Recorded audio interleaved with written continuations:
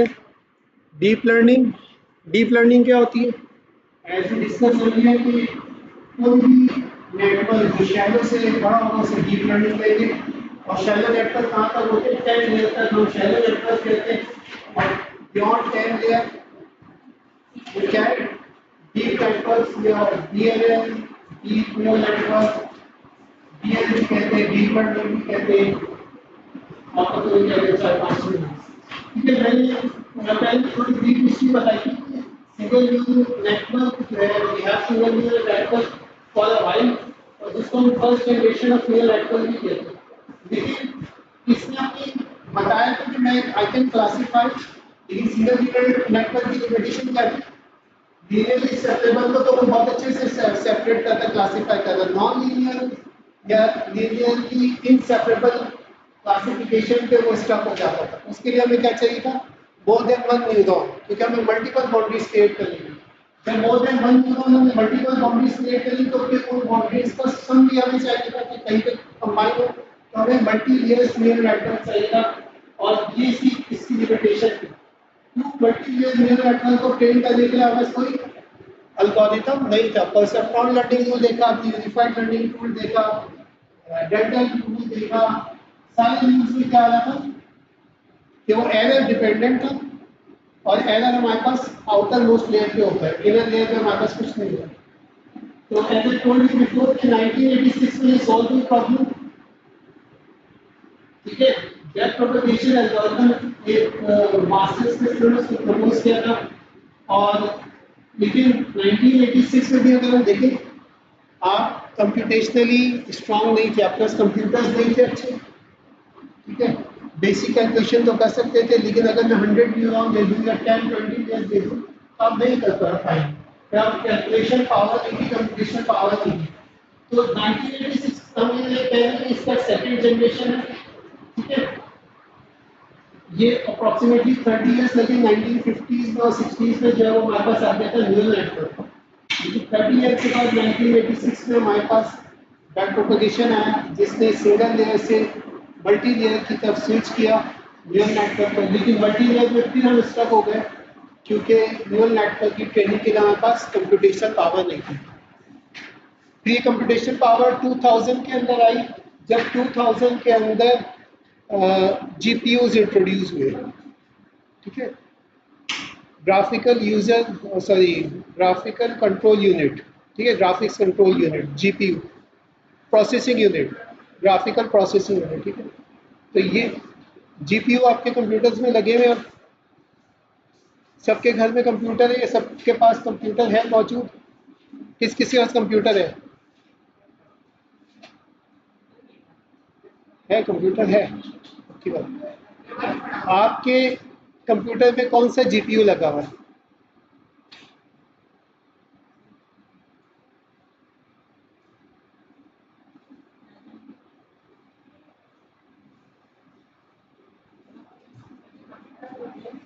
अगर जीपीयू नहीं है तो आपका डिस्प्ले ही नहीं आएगा।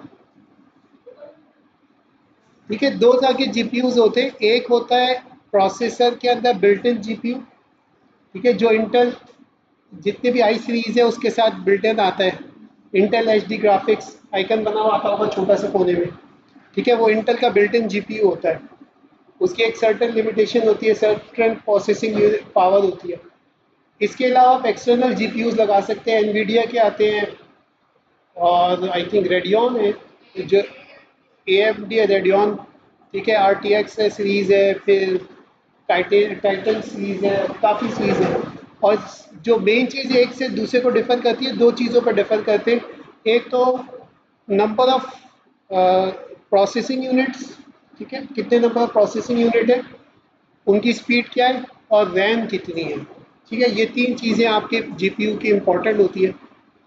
तो उसके ऊपर कूलिंग किट लग जाती है और एक्स्ट्रा चीज़ें हो जाती हैं। अच्छा, तो जीपीयू को कैसे इन्होंने टारगेट किया? 2000 के अंदर, शायद मैंने पहले बताया था, गूगल होस्ट करता है था आर्टिफिशियल इंटेलिजेंस के कंपटीशन। तो वहाँ पे एक नेटवर्क आया जो कि पिक्चर क्लासिफिकेशन के लिए बहुत अच्छी परफॉर्मेंस कर रहा था। उसने क्या किया था, नंबर ऑफ लेयर्स बढ़ा दी थी और उनको पैरेलल प्रोसेस कराया था। और फॉर एग्जाम्पल मैं आपसे बोलूँ कि वी हैव 10 न्यूरॉन्स। ये लेट्स से मैं जीपीयू यूज कर रहा हूँ, एक्स जीपीयू यूज कर रहा हूँ, उसके अंदर हमारे पास 100 प्रोसेसिंग यूनिट है, ठीक है। फॉर एग्जाम्पल के तौर पर लेना, ये समझिएगा, इसको नोट करके भी ये मॉडल काम हो गया, ठीक है। अब मैंने कहा लेयर 1 है मेरे पास, ठीक है, इसके अंदर मेरे पास 100 न्यूरॉन्स हैं, ठीक है। लेयर 2 है, उसमें भी मेरे पास 100 न्यूरॉन्स हैं। इसमें और मेरे पास लेयर 10 है जिसमें 50 न्यूरॉन्स हैं, ठीक है। और फिर आउटपुट लेयर है जिसे मेरे पास लेट्स से 10 न्यूरॉन्स हैं।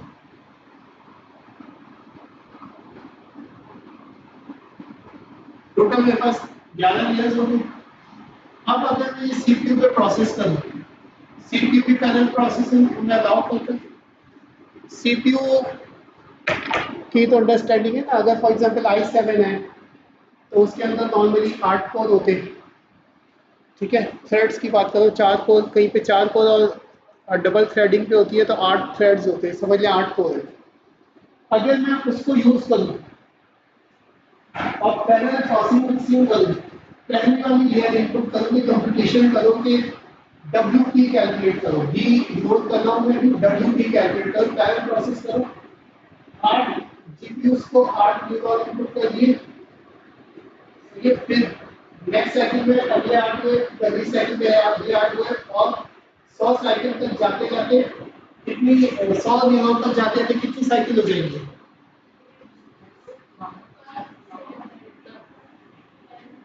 12, अराउंड 12 हो जाएंगी, ठीक है, ठीक है। 11 से क्या होगा, 96 और 12, सही है, 12 हो गई, सब लोग एग्री इस पे। वैसे 12.5 होंगी, लेकिन लेट से 12 हो गई, सही है। तो 12 साइकिल्स में एक लेयर प्रोसेस हुई। अब सीपीयू, अगर आपके पास i7 प्रोसेसर है और 2.2 गीगाहर्ट्ज़ उसकी स्पीड है, तो एक सेकंड में कितनी वो प्रोसेसिंग कर रहा होगा, कितनी साइकिल्स होंगी?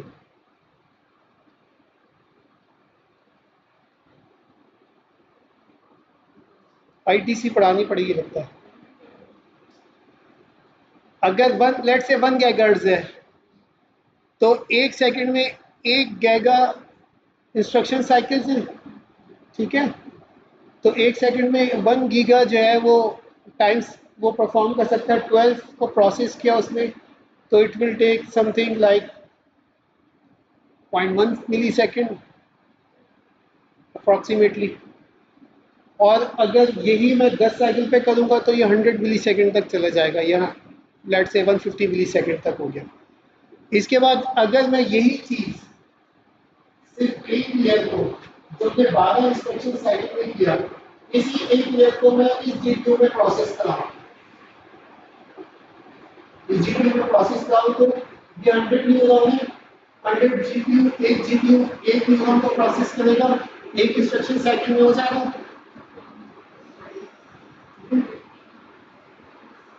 ये समझ में आई बात? समझ में आ रही है बात, नहीं आ रही है? ठीक है, इसके 100 जीपीयू से पैरेलल प्रोसेसिंग करी, मैंने कहा एक न्यूरॉन एक जीपीयू को दे दो, दूसरा न्यूरॉन दूसरे को दे दो, तीसरा न्यूरॉन दूसरे को दे दो, 100 न्यूरॉन से 100 जीपीयू में चले गए, एक इंस्ट्रक्शन साइकिल में आउटपुट आ गया, ठीक है। और फिर दूसरी इंस्ट्रक्शन साइकिल में दूसरा लेयर निकली और 10 इंस्ट्रक्शन साइकिल में हमारे पास पूरा आउटपुट आ गया, 11 इंस्ट्रक्शन साइकिल रहता है, ठीक है, 11 लेयर से। ऐसा होगा कि नहीं होगा?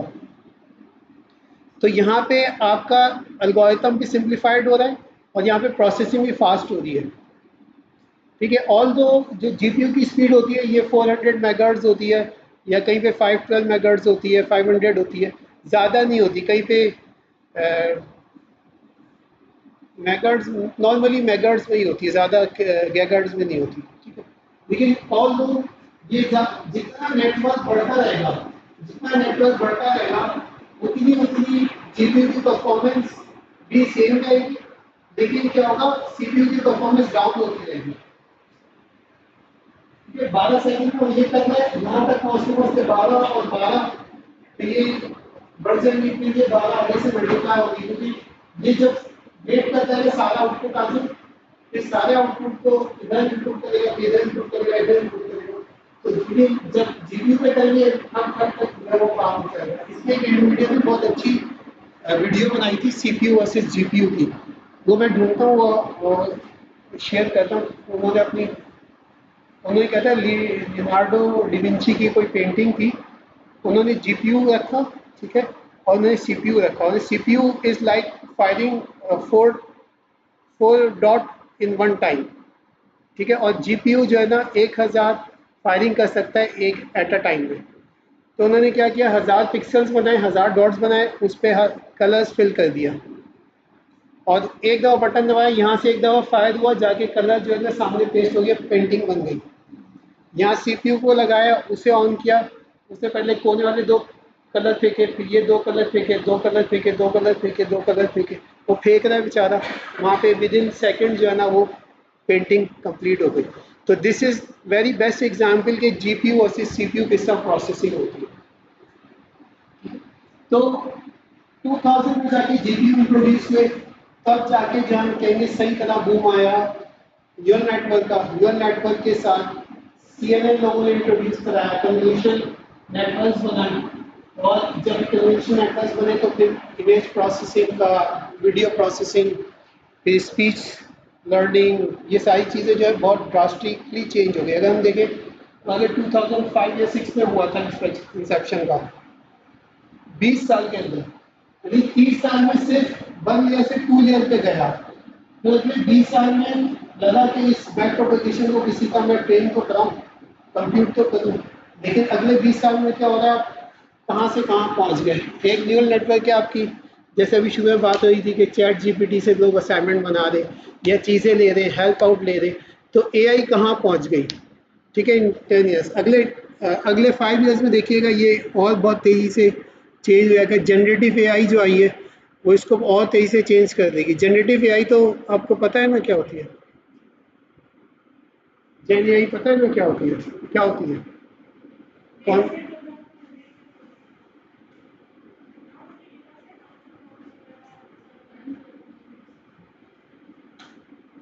और कौन बताएगा,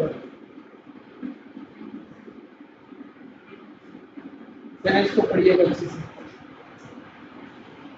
अच्छा, अब जब हम डीप न्यूरल नेटवर्क की तरफ जाते हैं तो हमें 3 प्रॉब्लम्स आती हैं। कंप्यूटेशनल प्रॉब्लम तो हमने सॉल्व कर ली, ठीक है, वो हमने डिस्कस कर लिया, डिटेल में आगे आएगा तो हम इसको स्किप कर लेंगे क्योंकि ऑलरेडी डिस्कस दिस। एक दूसरी आती है वैनिशिंग ग्रेडियंट और तीसरी आती है अवर ग्रेडियंट। वैनिशिंग ग्रेडियंट क्या है, कौन बताएगा, नाम से जाएगा।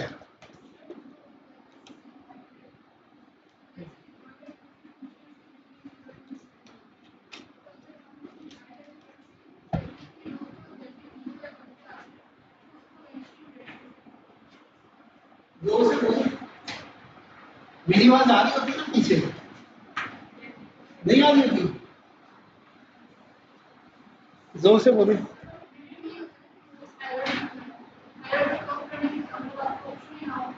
एरर को जब बैक प्रोपोगेट करते हैं तो ग्रेडियंट के थ्रू करते हैं, वो इट इज कॉल्ड ग्रेडियंट, ठीक है। तो अब ये कह रहे हैं वैनिशिंग ग्रेडियंट, ग्रेडियंट वैनिश हो रहा है, खत्म हो रहा है, इससे क्या मतलब है।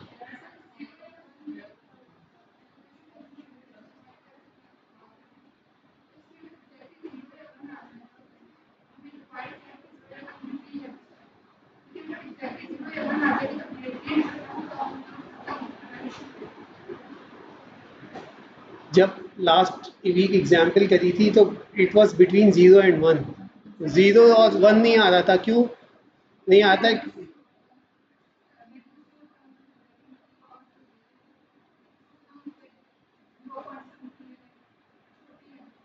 वो छोटी होती जाएगी।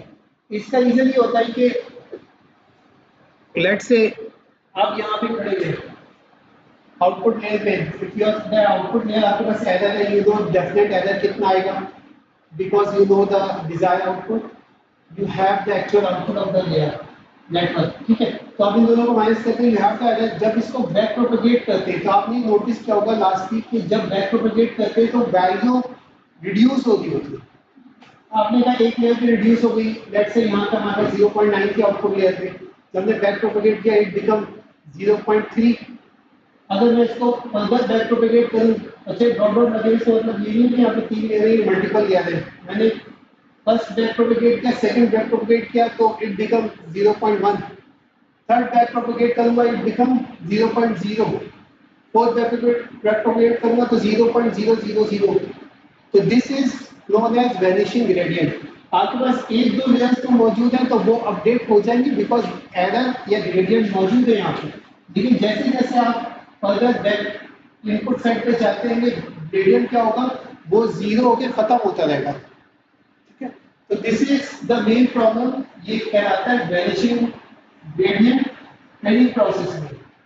इससे क्या होता है कि जब आप प्रोपोगेट कर रहे होते हैं, जब ग्रेडियंट ही नहीं होगा, ग्रेडियंट मींस के आप जब चेंज इन वेट कर रहे हैं, change in weight is equal to alpha gradient delta जो लिखा होता है, gradient into the input value. तो जब ग्रेडियंट ही जीरो हो गया तो चेंज इन वेट क्या होगा, जीरो होगा। If change in weight is zero there is no new weight. और हमने पूरे एल्गोरिथम में देखा था कि किसी भी मॉडल को ट्रेन करने के लिए, किसी भी मॉडल को सही आउटपुट देने के लिए और किसी मॉडल में कोई वैल्यू को डिफाइन करने के लिए हमारे पास क्या था, वेट था। सारी हमारी थ्योरी कहाँ घूम रही है, वेट को किसी तरह हम सीधा कर दें, वेट को सुधार दें, वो सुधरता नहीं है, कहीं से भी नहीं सुधरता। ठीक है, तो वेट जब अपडेट नहीं होगा तो मैं कैसे कहूंगा कि मेरा एक या दो लेयर के बाद कुछ कोई लेयर अपडेट हो रही है, कोई लेयर अपडेट नहीं होगी। दैट्स मीन कि यहाँ पे जो इनपुट साइड पे जितनी लेयर है ये अनचेंज होगी। अनचेंज मतलब क्या, इनका वेट चेंज नहीं होगा, वेट अपडेट नहीं होगा because of vanishing gradient problem. तो इसको किस तरह सही करेंगे, इसको सही करने का एक तरीका ये होता है कि हम जो है सिग्मॉइड ट्रांसफर फंक्शन के बजाय जीरो ट्रांसफर फंक्शन ले रहे हैं, ये रेक्टिफाइड लीनियर यूनिट कहलाता है। ठीक है, जीरो ट्रांसफर फंक्शन कहते हैं इसे। इसका आउटपुट x होता है अगर x की वैल्यू ग्रेटर देन जीरो हो, और अगर इक्वल टू और लेस देन जीरो तो आउटपुट जीरो देगा। ठीक है, कोई प्रॉब्लम यहाँ पे, एक तो ये सोल्यूशन है।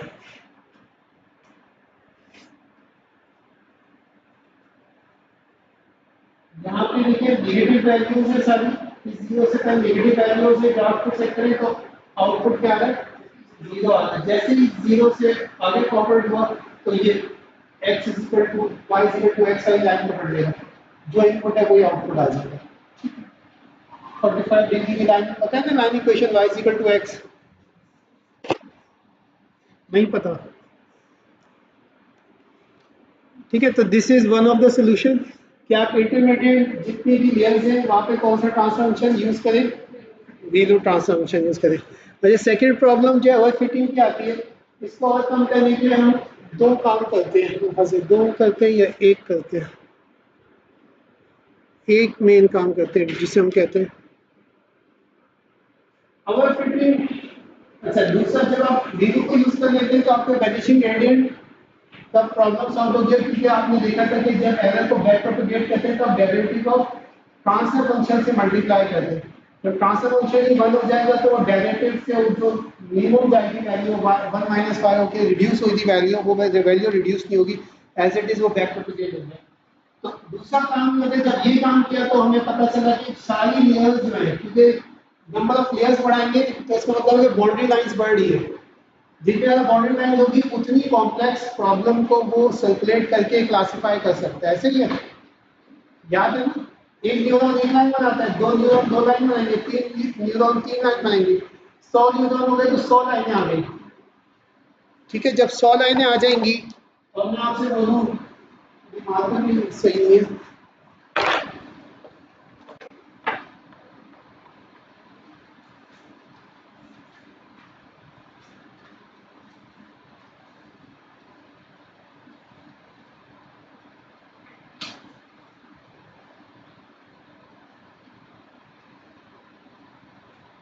अगर आपसे कोई इस तरह का एक सेट है, अब इसको आप क्लासिफाई करें, ठीक है, तो आपने कहा मैंने 100 न्यूरॉन्स ले लिए, एक न्यूरॉन एक लाइन बना रहा है, तो आप मजे से हिस्सा हिस्सा लाइनें बना सकते हैं, 100 लाइनें बना के एक सर्कल बना सकते हैं, इसको क्लस्टरिंग करके या कोई भी क्लासिफिकेशन मेथड यूज कर सकते हैं।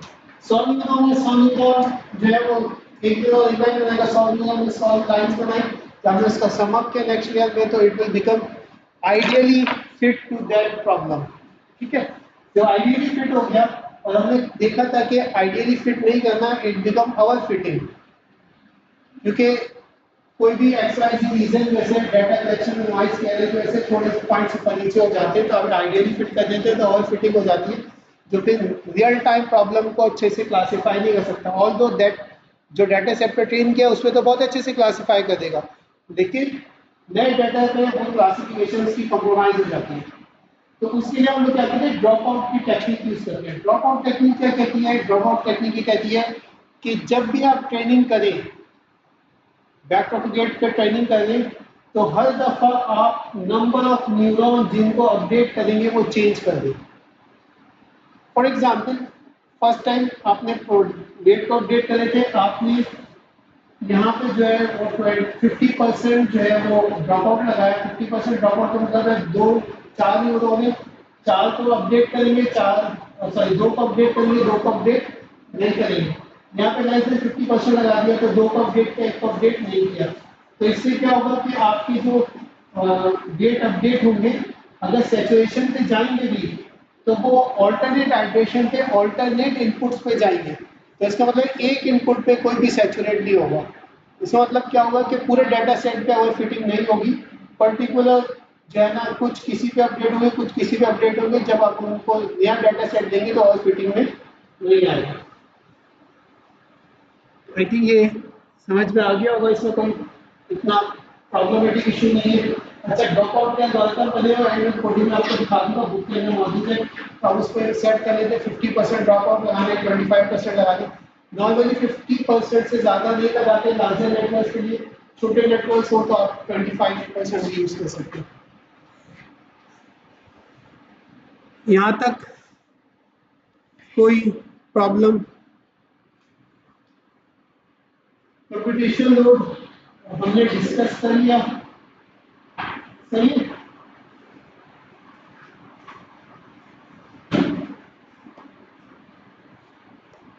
अच्छा, ये एक एग्जाम्पल है, इसमें ये आप लोग घर में इसको रन कर लीजिए। तो बुक के अंदर जो कोड दिए हैं ना, बुक के अंदर की कोड आप ऐसे ही कॉपी पेस्ट करेंगे, कोई एरर नहीं है। और इसी बुक को आप ऑनलाइन सर्च करेंगे तो इसके पाइथन की कोड भी मौजूद है। अगर आपको रन करना है तो ऑनलाइन अवेलेबल है।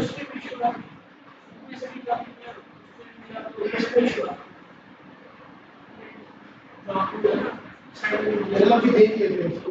तो क्या इशू आ रहा है, अभी आपका लैपटॉप यहाँ लगा लेंगे, जिस जिससे इशू आ रहा है उसके लैपटॉप लेके आए, यहाँ लगा दो, उनकी एरर से रिजॉल्व कर देंगे।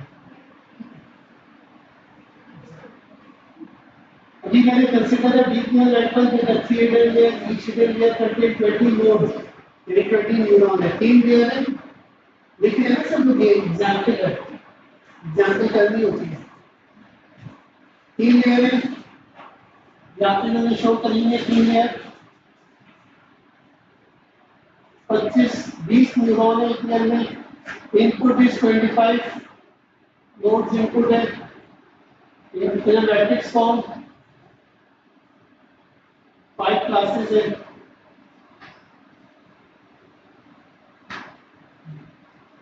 आउटपुट में मैंने बता दिया कि आपने सॉफ्टवेयर चलाना है।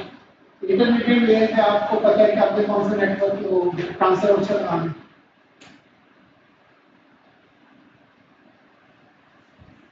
बीच के नेटवर्क पे कौन सा लगाना है?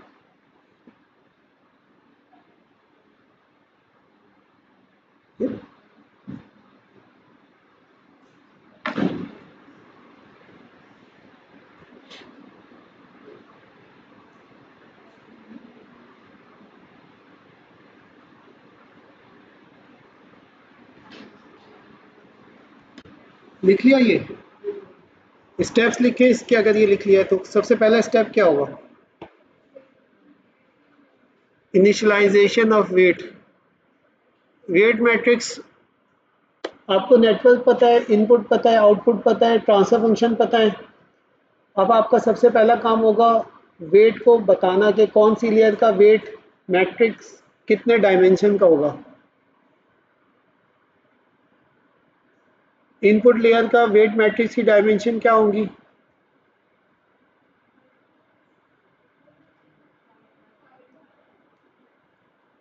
इनपुट की क्या है? इनपुट में क्या है? 5 क्लासेस है। Each class contain 25 elements.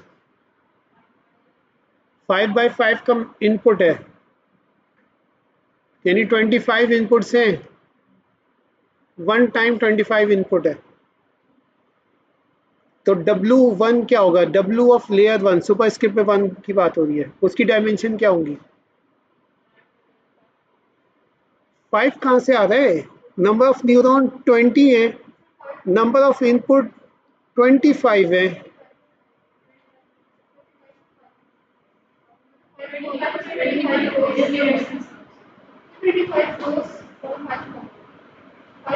Twenty five rose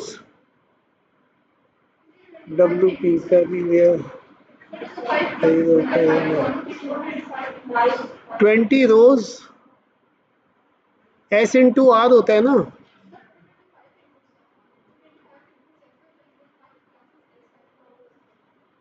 तो ये क्या होता है? ये कॉलम्स।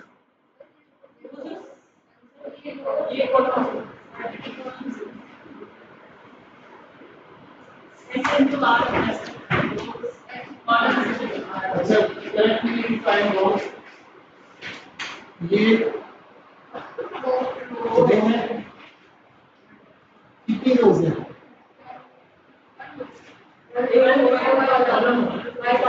तो ये कॉलम्स डिफाइन कर रहे हैं ना, जो आपने कॉलम डिफाइन करने कितने कॉलम? अच्छा चलिए, आप लोग जो बोल रहे हैं, मैंने आपसे कहा S/R, ये फॉर्मूला याद है? न्यूरॉन कितने? 20 न्यूरॉन है, इनपुट कितने? 25।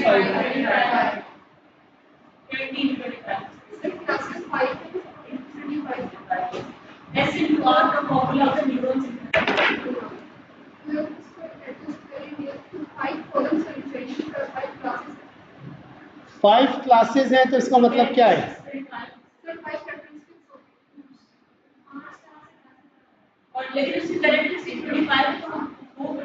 फीचर या कैरेक्टरिस्टिक 25 है, क्लासेस 5 है, मतलब आउटपुट जो लेयर होगी आपकी 5 की होगी, जिसमें से एक पे 1 आएगा तो आप कहेंगे ये वाली क्लास आउटपुट पे आएगी। नहीं समझ में आ रही बात? यहाँ देखें, ये 5 क्लासेस है। एक क्लास जो है 1 है, दूसरी 2 है, तीसरी 3 है, 4 है, 5 है। ये 5 इमेज है 5 बाई 5 पिक्सल के। आपने इसको इनपुट करना है न्यूरल नेटवर्क के अंदर। तो आप एक इमेज एक वक्त में इनपुट करेंगे या दो, एक रो करेंगे या 2 रो करेंगे? पूरा इमेज इनपुट करेंगे ना, ठीक है। तो आपने सबसे पहले ये 2 डायमेंशनल इमेज को 1 डायमेंशन में कन्वर्ट करना होगा। यहाँ से आप चलिए 1 2 3 4 5 6 7 8 9 10 11 12 13 14 15 16 17 18 19 20 21 22 23 24 25 25 इनपुट होगा। ये आपका इनपुट 1 हो गया। क्लास आपको क्या चाहिए? आउटपुट पे आप देखा, मुझे ये बताओ कि ये वाली क्लास में क्लास 1 है, क्लास 2 है, क्लास 3 है, क्लास 4 है, क्लास 5 है। इसके लिए आपने कहा मैं 5 न्यूरॉन आउटपुट पे लगा देता हूँ या 5 एलईडी आउटपुट पे लगा देता हूँ, जो सी एलईडी ग्लो करेगी मैं कह दूंगा वो वाली क्लास है, ठीक है। आउटपुट तो लेयर किससे डिफाइन होगी? इनपुट लेयर आपके इनपुट से डिफाइन होगी। मिडिल लेयर्स जो है या हिडन लेयर्स जो आप लोग को डिफाइन कर ले वो आप सेक्शन पे होगी। लेकिन यहाँ पे गिवन है, यहाँ पे इन्होंने गिवन किया है 3 हिडन लेयर है, each hidden layer contain 20 nodes या 20। इनपुट आउटपुट कॉमन गिवन नहीं होता, इसका लिखा जैसे यहाँ पे लिखा हुआ है। इनपुट आउटपुट के लिए आपको सिर्फ ये बता दें कि ये इनपुट है और ये क्लासेस है, तो आपने उसके लिए उसी हिसाब से आउटपुट लिया डिफाइन करके उसी हिसाब से इनपुट डिफाइन करें।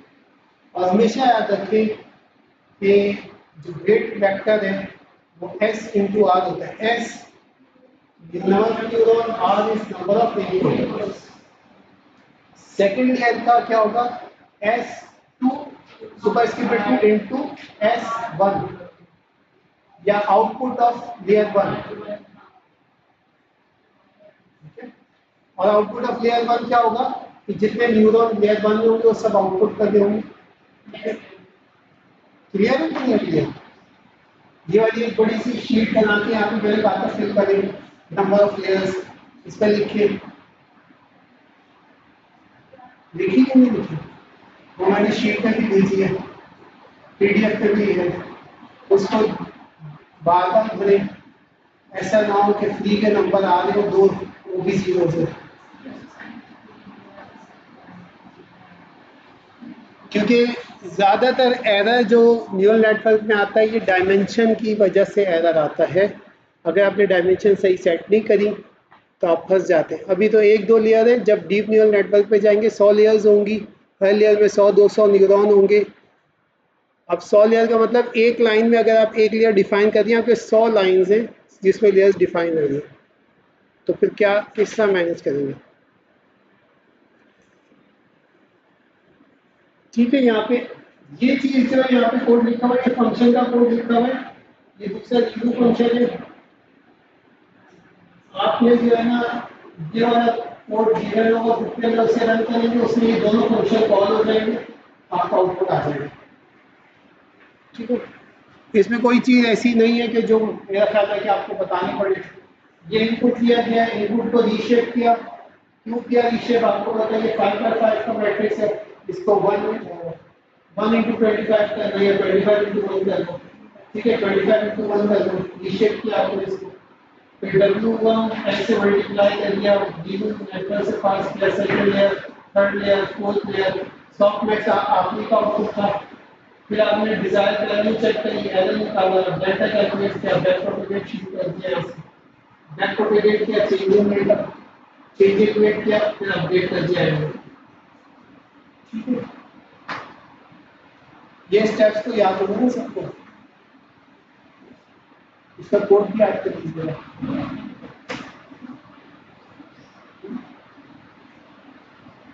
स्टेप्स याद है तो कोड में जब अगर मैं बोलूं कि write the code of change in weight, तो delta W is equal to alpha static लगाना याद करने की जरूरत है।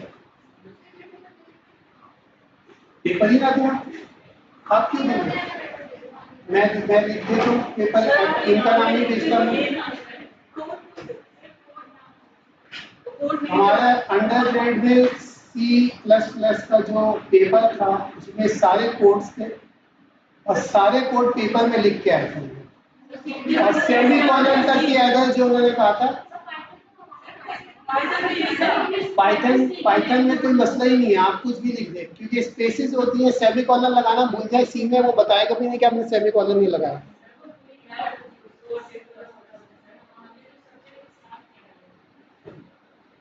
तो मैं कब कह रहा हूँ आपने गलत किया? आप जो आपको एल्गोरिथम स्टेप्स पता है? नहीं पता तो फिर आप पक्का फेल होंगे। ठीक है, स्टेप्स पता है? पहला स्टेप क्या है? Initialize wait.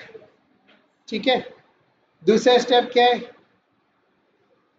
लेयर का आउटपुट निकालना, find the output, D value निकालनी। 3 लेयर है, 3 लेयर के डब्ल्यू से मल्टीप्लाई करना। ये पता है कि नहीं पता? तो आपको फॉर्मूला पता है डब्ल्यू एक्स, उसका ट्रांसफर फंक्शन कैलकुलेट करना है। ये अगर बोले इसका कोड लिख दो तो क्या मसला है? W1 आपको पता है, आप WX पेपर में कर रहे हैं, बीच में स्टैटिक लिखने पे कोड करेक्टर लगाना है आपको। आई डोंट नो क्या क्या, क्योंकि यू शुड बी लाइक, आपके ब्रेन में ये सारी चीजें पहले हो जानी चाहिए कि कोई मसला ही नहीं है।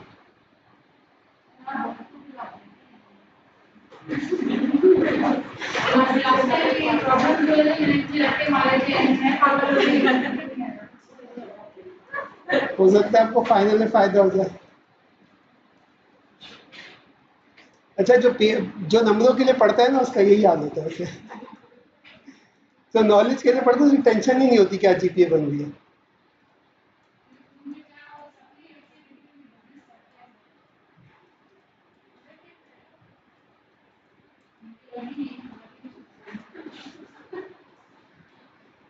है ना? तो कहने का मकसद ये है कि अगर आपने, क्योंकि आजकल ज़माने एआई, न्यूरल नेटवर्क, इन सब चीज़ों का है, अगर आपने थोड़ा बहुत अपने थीसिस में इसका फ्लेवर ऐड करना है तो आपको इसकी कोडिंग आनी चाहिए। अदरवाइज़ अगर आपने ये नहीं समझा हुआ, कोडिंग नहीं समझी हुई, तो फिर आपके लिए मैं समझता हूँ कि इस कोर्स का ही फ़ायदा नहीं है। क्योंकि जैसे मैंने पहले भी कहा, अक्सर लोग जो वो टीचिंग से वाबस्ता हैं कहीं ना कहीं, किसी ना किसी तरीके से। तो कहीं ना कहीं आप अपने जूनियर्स को, कहीं आप जॉब पे कर रहे होंगे, कोई आएगा अप्रोच करेगा, सर मैडम या हमें जो है ना ये प्रोजेक्ट में सुपरवाइज कर लें, और वो एआई लगा रहा होगा और वो आएगा, सर ये आई में आपने प्रोजेक्ट किया था, आपने मास्टर्स भी किया है, एआई पढ़ी थी। एक टीचर से वो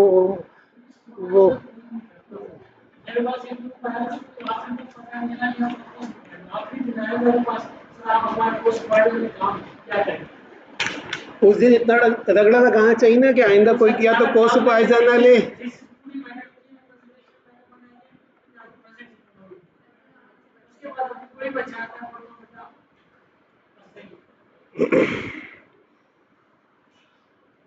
देखिए, पहली बात, बीइंग अ टीचर, आप ये नोट कर लें कि आपने उसका काम करके नहीं देना।